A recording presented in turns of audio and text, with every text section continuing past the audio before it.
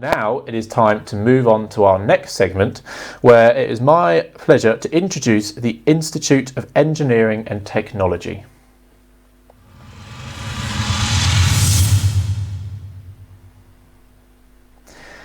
Hey there, how are you doing? Good morning. Hello. How are you doing, Aaron? Not too bad. So I believe you're also called Aaron, which is going to be quite confusing at some points, but we are the king of the names. So quickly, just before I start, would you like to introduce what the Institute of Engineering and Technology is?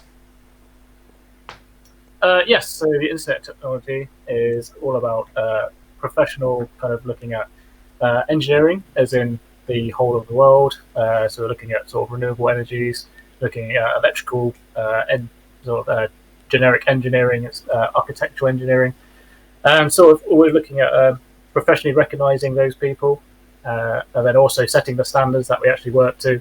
And also, we have our education segment, so actually inspiring young people to get into engineering and become young engineers themselves. Well, that sounds absolutely great. My course at university is actually accredited by the Institute of Engineering and Technology, so I'm really looking forward to seeing your presentation and the live stream that we're doing, because I spent a lot of time doing stuff with you guys before. So without further ado, please take it away, Aaron, and I'm looking forward to seeing what you guys are doing. Right. Okay, guys. So what I'm going to talk about today is essentially designing, conceptualizing, using some materials, and then building a prototype. So for my first challenge, what I would like you guys to do is design a tower with 12 pieces of A4 paper, as tall as you can make it. So if you've got a piece of paper or a board you can write on. So here's one I've made earlier. So essentially, we're going to make a tower. So the first phase is called a concept phase. So we're going to make a design. So we know that we can have 12 pieces of paper and some sellotape. Now, if you look at architectural sort of designs and objects, we know that various objects of circles and squares all have different types of shapes. So what I want to do is design a tower that's going to freestand by itself as tall as possible. So for my design I'm going to show you, I'm going to make a tripod as a base. So that's going to use 3 pieces. And then I've got 9 pieces of paper left. So what I'm going to try and do is build it as tall as I can with the 9 pieces of paper on top and hope that it freestands. So this is the concept phase, so the actual design. Now I've got to check I've got the materials. So, got a pair of scissors, some sellotape, and my 12 pieces of paper. So as I said, the next phase is going to be the prototype phase. So I'm actually going to start putting it together. So we can get a piece of paper, and then you can either, well, there's different techniques. You can fold it into shapes. So you could try and fold it into a triangle shape. You can roll it into circles. You can try and make squares. So we're going to use different shapes. I'm going to try and make a circle shape for the whole of the design. So bear with me just while I put this together. So there we go. We've got to roll my first roll. So using a bit of sellotape and my scissors, I'm going to start putting these rolls together.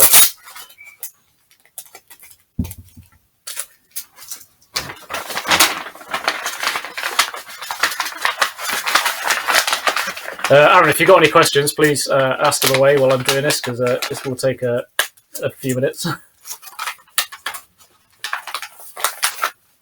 So there we go. That's the first one. So I'm going to make another 2 of those and make the base.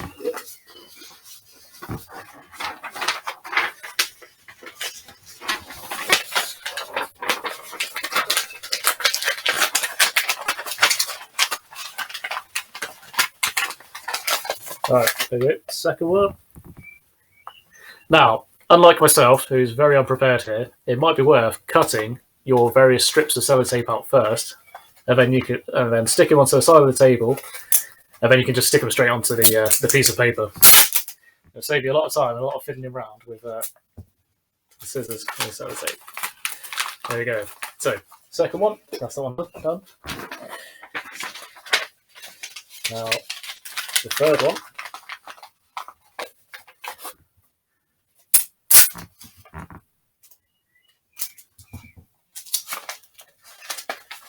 Right, there we go. So, here is my 3 pieces to make a base.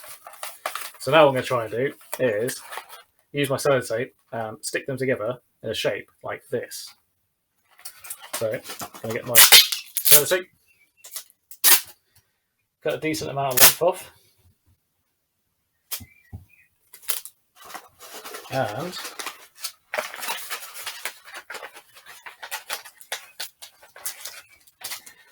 try and sellotape them all together.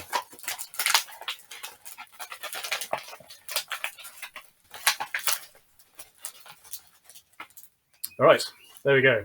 That's the tripod bit done. So you can always refer back to your design. So you can go, right, so I've made the tripod bit. Now I've got to start making the actual stool structure itself.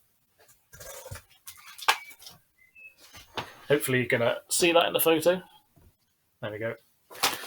Right, so the next stage is now we're going to start rolling up to the top.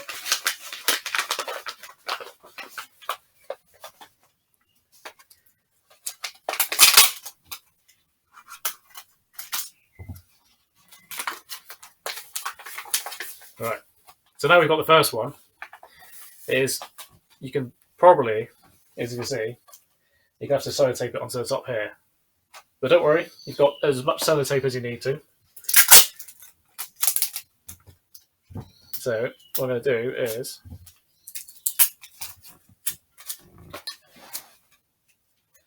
put a bit of sellotape on the side here, and then stick the first bit on the top there, just so you can rest it on there. And then what I'm going to do is get some more sellotape and then stick it on the other side. So you're creating that strong structure at the bottom. Now there's various different ways in engineering we can do that. We can use welding techniques where we're actually bringing 2 pieces of metal together using a hot welding gas. Or we can do plasma welding, electrical welding. Or if you're using woodworking, you can screw and use nuts and bolts to actually bring the material together. Right, as you can see, it's a little bit wonky, but it's getting there. So just need to adjust it.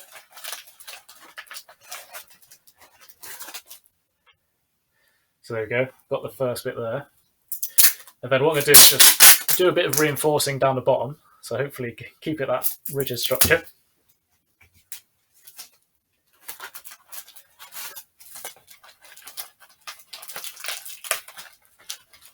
Right, there we go. So, as you can see, freestanding so far, not too bad. Probably about my sort of knee height. So, now what we're going to do is start adding to the top of it. And there's a different technique, which you don't necessarily have to use sellotape for, is if we just roll the first piece into the same circular shape, what we're going to try and do is make this one slightly tighter.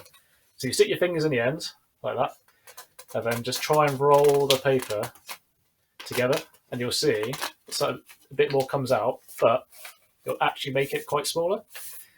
And then what we're going to try and do is actually insert it into the hole here, which, there we go.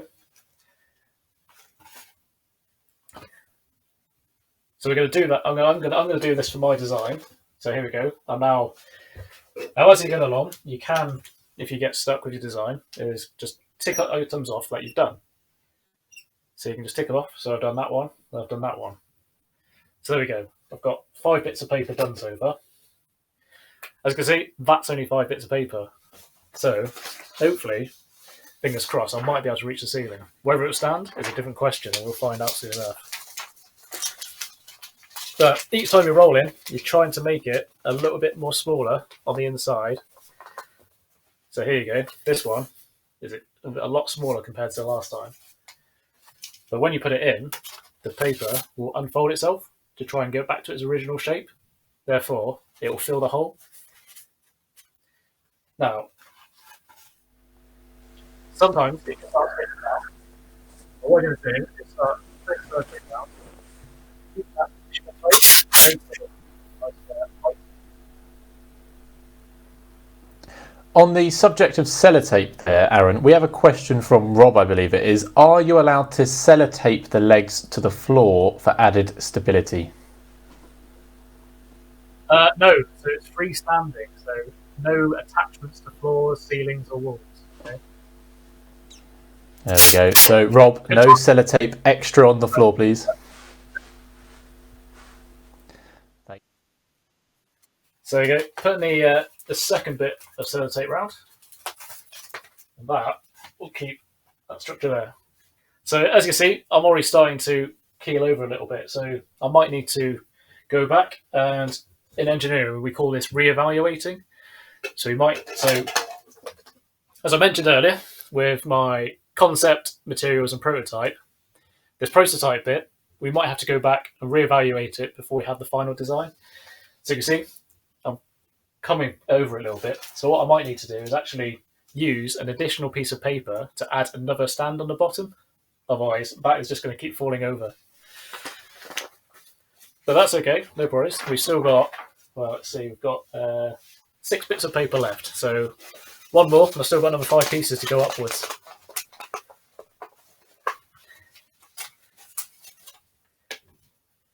So let's just get this. Yep, definitely need some extra base support there.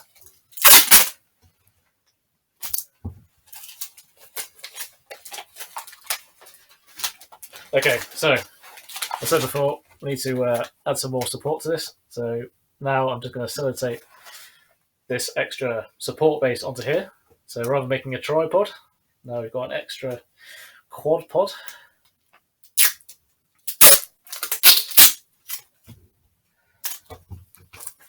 And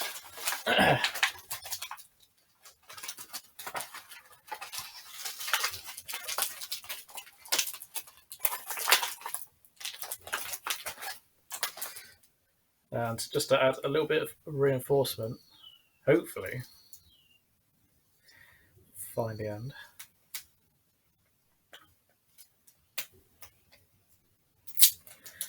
There we go.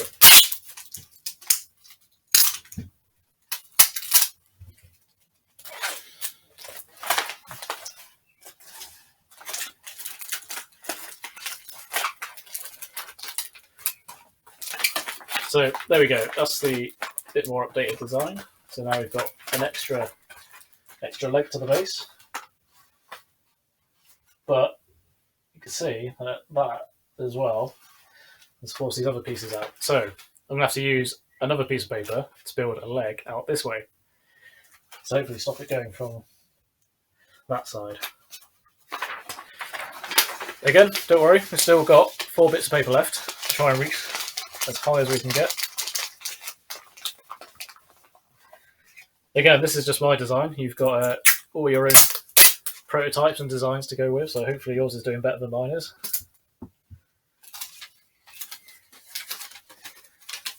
So there you go. There's my extra base piece for this side.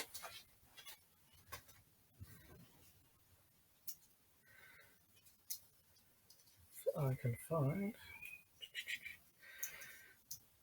Yep, as I said before, definitely have lots of strips of tape out ready to go, because the one thing I tend to always find is the sellotape end always merges back in. So you can use your thumbnail, as I always do, to try and find it.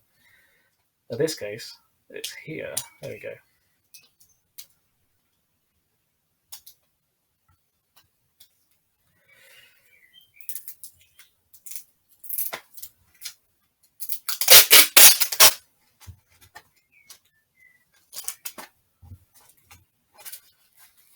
There we go. All right, stick this onto here.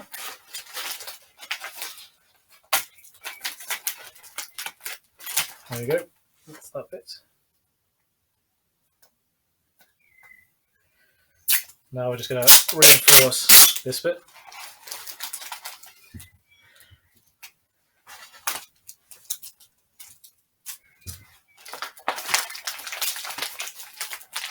There we go. So now I've got 5 legs. Let's see how we get on with that. But what you can do is also just rearrange the design a little bit.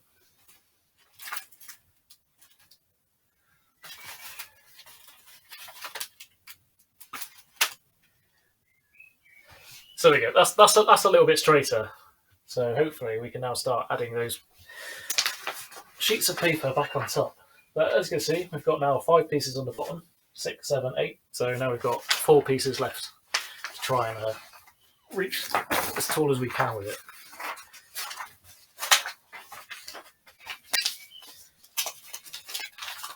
So again, just going to roll it up to as small as possible, like such, and then hopefully stick it in.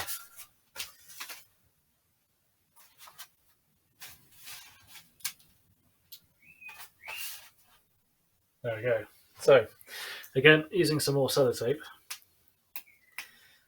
I'm going to stick that piece to stop it slipping down into all the other pieces.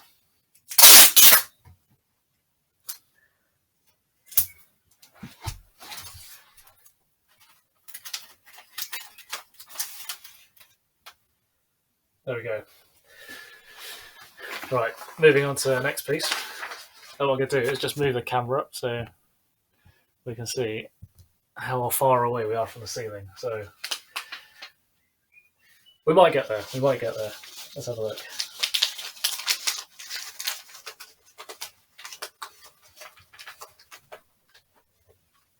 So again, I've got my next piece. I'm going to roll that into here. There we go. So now, attach another piece of sellotape. Stop that rolling back down.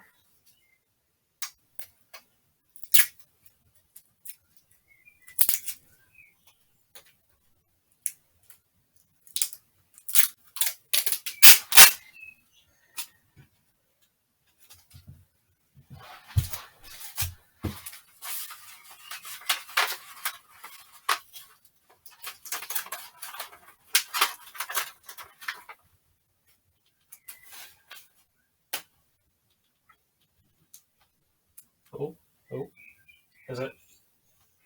Let's go in. Let's go in. That's it.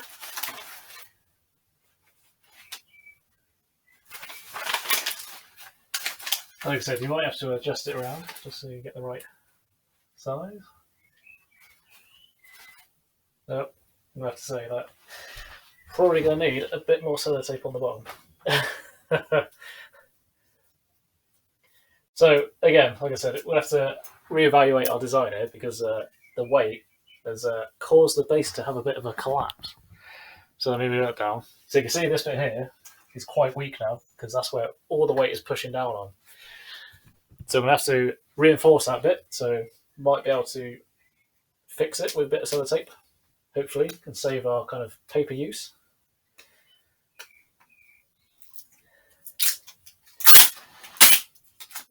But hopefully, from this kind of demonstration and challenge, you can see the kind of potential problems that engineers have in the modern world. So things don't always work the first time. So we have to reevaluate and then redesign it to make things work.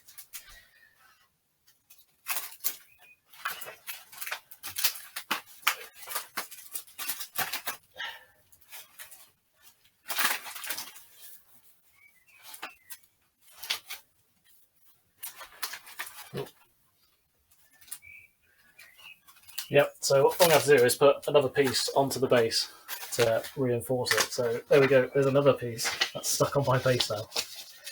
So I'm going to roll this other sheet of paper up, which leaves us a couple of sheets left.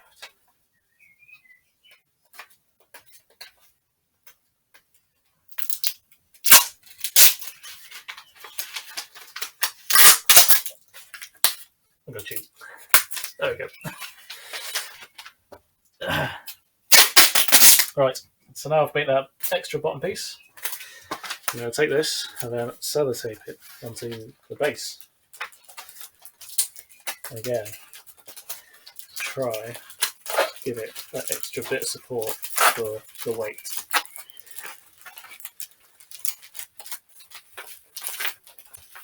There we go.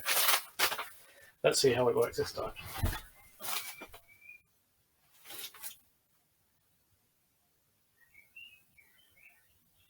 What do you reckon? Is it going to go? Okay, so what you can do is also just add some extra bits of tape around the bottom to tighten it to one direction. So you can see that mine's leaning to one side. So what I'm going to show you here is just adding a little croissant support brace. So using the sellotape, attach it to the side, then so there you go. You can see, tell me if you can't see that, but just a bit of sellotape here as a structural brace. So it just pulls it back into the middle again. And now, as you see, it's standing back straight again. So we've got 5 pieces on the bottom. So if we now go back to our design here, so I can add my extra pieces in here. We take those ones off, so we've got 5 on the bottom. Now we've got 6 on the top. So I've got 1 piece of paper left, so hopefully I can get that in and it will still be as tall as it can.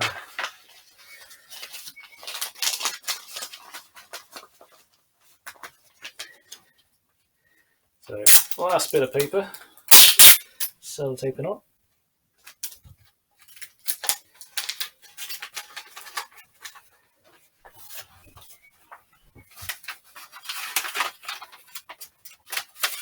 Oh, yeah, so as you can see, that top bit's just come off a bit, so what I'm going to do is sellotape that round together.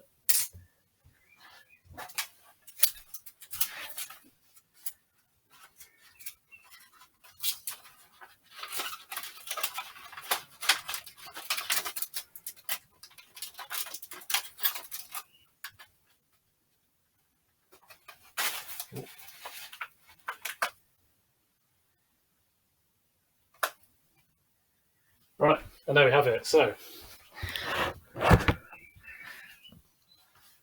hopefully that is now 12 pieces of paper in a freestanding structure. I'm going to turn that sideways just a minute, just so you can see it. There we go. So, as you can see, I am about 5'8" or 176 centimeters. So it is just as tall as I am. So 176 centimeters is the challenge to beat. If you can add something else on top, amazing. And that is the first challenge. Using 12 pieces of paper, some sellotape, and a pair of scissors. How do you feel, Matt? Aaron?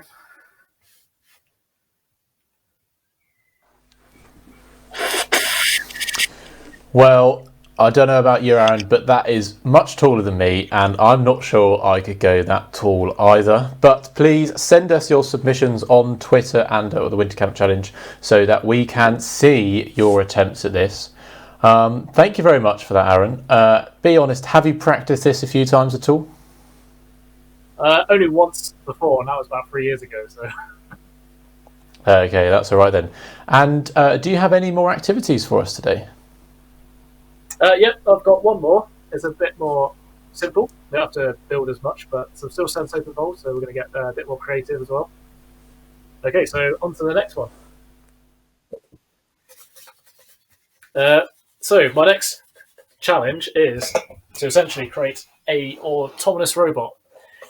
So today, what I've got is I've got my pens. So you can use felt tips, pencils, crayons, anything to do with colour. And I'm going to make a automated colouring robot using a cup, a simple plastic cup, a 9-volt battery. As long as it's any sort of battery that's got some power, then it should be all right. Some wire, These are actually crocodile clips, but if you've got any sort of wire, you can get your parents to make you some strips out of some old electrical cable.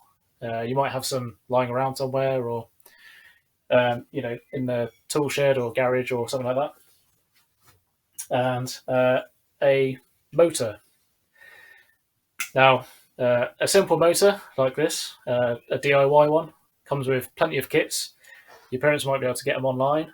You might have some of these lying around, especially if you've got some old toys that move that you don't play with or use anymore.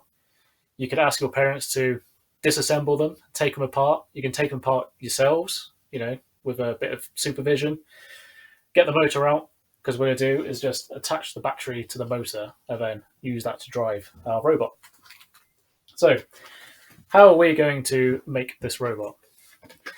So, we've got a cup. So, here we've got our cup we're going to use here. I've got a motor. So, we're going to stick that. So, you can either use blue tack, sellotape, super glue if you're making it more permanent. Ask your parents to obviously use the super glue. But we're going to stick that on top here. And then we've got our colouring pens and pencils or felt tips. And what we're going to do is stick those down the sides there. So it doesn't matter how many colours or how many pens you use, because the more, the merrier, because it will make you better patterns, essentially, for this robot. We've got our drawing sheet that we're going to be using. And we've got a battery. So the battery can just sit on top. And then we've got the wires. So the wires are going to connect on and drive the motor. But how is that motor actually going to make our robot move? So we'll go on to the back of my sheet here. So here's our motor. And we've got our output shaft here. So this spins around very nicely. So what we're going to do is add a shape. So you could use blue tack, you could use a predetermined shape, such as this yellow piece that I've got here. And what this has is the motor actually attaches onto the edge. So as you can see, that whole weight shifts around in a bigger radius than actually just spinning in the circle. And that's going to make it wobble, essentially, round and round. So hopefully our drawing machine will then work around on the paper. You can make this one. You don't have to make this one. Just any sort of autonomous robot using some very, very simple electronic kind of equipment.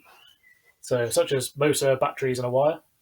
You could use lights. So you could have, you could basically make a face. You could put some LEDs in it, make it light up.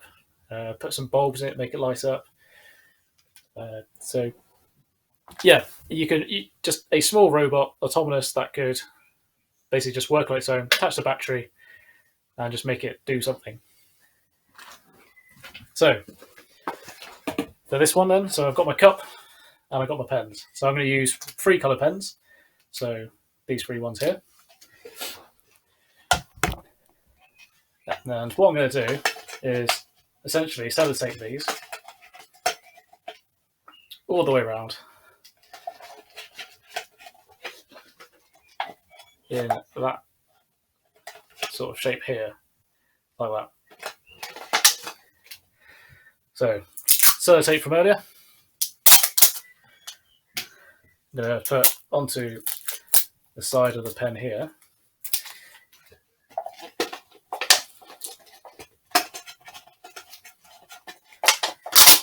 And then all we're going to do is just attach that to the cup.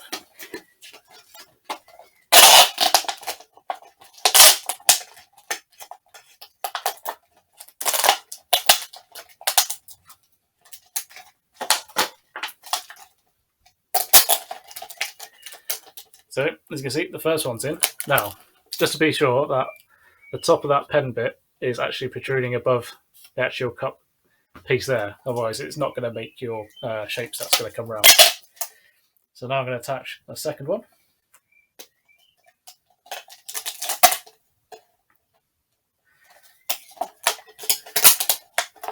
So there we go. Now we've got blue and green. And then finally, we'll attach the red one.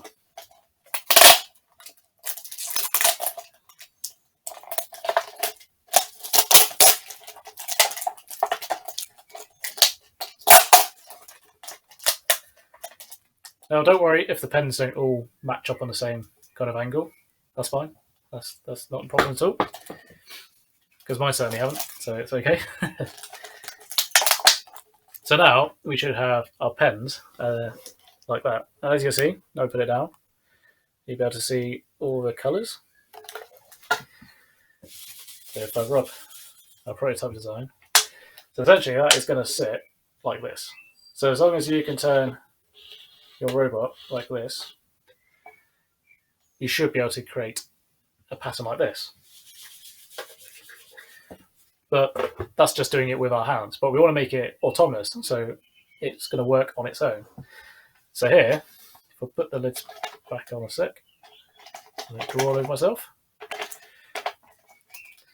We're going to add our motor to the top. So that is going to sit quite nicely on the top of our cup here. Again, I'm just going to use some sellotape. Feel free to use anything else that you can use to stick it together.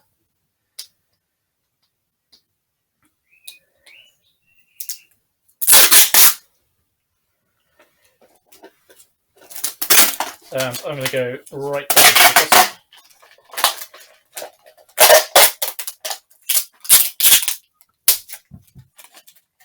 Background. And you can see, now we've got our motor on top of our cup. Here's the piece I was talking about earlier. So you could use blue tack, you could use a piece of wood, anything that's going to offset this small motor shaft here, just enough to add the weight round, because that's going to make our robot move there. So as you can see, we want, as I said to you earlier in the design, as long as it goes round at that sort of angle, it'll be fine. Bluetooth is definitely a good one because it will stay there, but not too much because it will just fly off. So a bigger bit of blue tack, nice and slow, will make that work nicely. So now I've got our power source. So for here, I've got a 9-volt battery, usually found in smoke detectors, maybe in your battery drawer for your parents. You know, ask your parents to get yourself a battery. And then all I'm going to do is just attach that. So I'm going to attach it on the top, keep the weight in the middle, attach it on the side, just wherever you feel that is convenient, and it will let the motor actually spin around. So I'm just going to sellotape it straight over the top.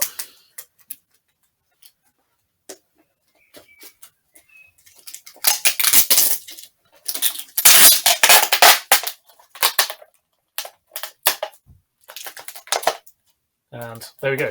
So now we've got our power source on top as well.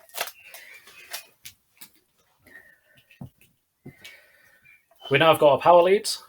Now for a motor, it doesn't actually matter for these small motors which way you do it, it will work either way. However, on this motor, it does have a positive and negative end. So let's open up a little bit of electronics for you. So we've got our motor here with our shaft. We've got a 9-volt battery. It's got two ends to it. So the smaller end is a positive end, and then you've got your negative end there. And then on the motor, you've got these two little tabs here. One's got a positive, the other is a negative. And it's just a case of plugging in the positive, negative to the negative, and the flow of electrons will go through the motor, drive the motor around through some bushes and magnets inside, and that will flow back to the battery. Simple little electronic diagram there. So now we're going to do that and actually attach it together.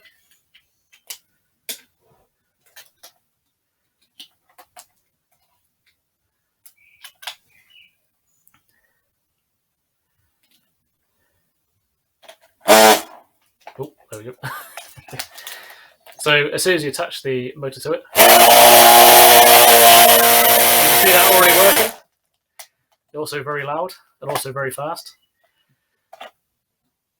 I would probably recommend using just a AA battery or a couple of AA's, as they will slow down the amount of electrons flow through the motor.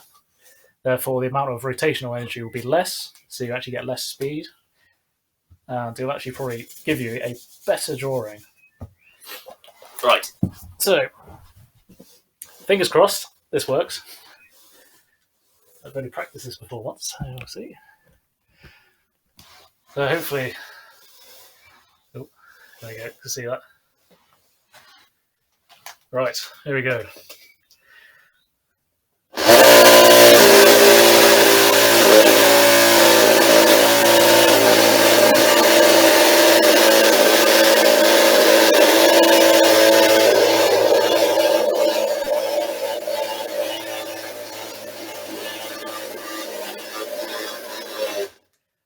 And there we go. We have our automated painting machine. And then that's it, guys. That's the challenge done. So let me know what you can come up with, and hopefully I look forward to seeing all your designs for an automated robot. Over to you, Aaron. Well, thank you very much. That was absolutely great. I was quite interested to see how you were going to make a drawing robot with one motor, and that is certainly great. We would love to see how artistic your pictures come out. So let us have a look at #WinterCampTV, and we can forward them over to Aaron at the IET as well. So this is great. You delved into a bit of electronics knowledge there. I actually just did an electronics exam yesterday morning and looking about H-bridge motor control, so that made some sense to me. If anybody else would like to learn more about electronics, so for example H-bridge, I understand that the IET does do some outreach programs and some educational activities. Is there anything you can say about that? So myself and we've got a couple of dozen of ourselves are education officers. So we actually will come into the schools, if you've got scout areas or things like that, get in contact with us, and we've got people in various locations throughout the country. I think most of the counties are covered now. So we can come in. We've got demonstration kits. Like I say, we've got all the type of presentations we can give you, and all of ourselves are usually sort of engineering backgrounds. So again, we can teach you how basic fundamentals of electronics is.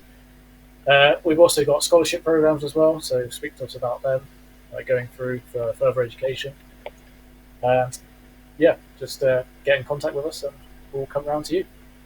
Hopefully, when everything is that's great. It's online. Thank you very much. And so, are there virtual activities that can be done as well, or anything that you know about? Yes, if you go to the IET Education website, there is online challenges. If you go to our Facebook and Twitter pages as well, there is also some online demonstration things. We had a good Christmas one going, which was a really good success. So definitely keep an eye out on our social media pages for those. So if you fancy some more challenges just like this, have a look on the IET website and send us photos of your towers and your drawing robots. We will definitely get those over to Aaron. Thank you very much, Aaron. It's been great to see you, and hopefully we'll see some more challenges again later. Thank you very much. Good to see you soon.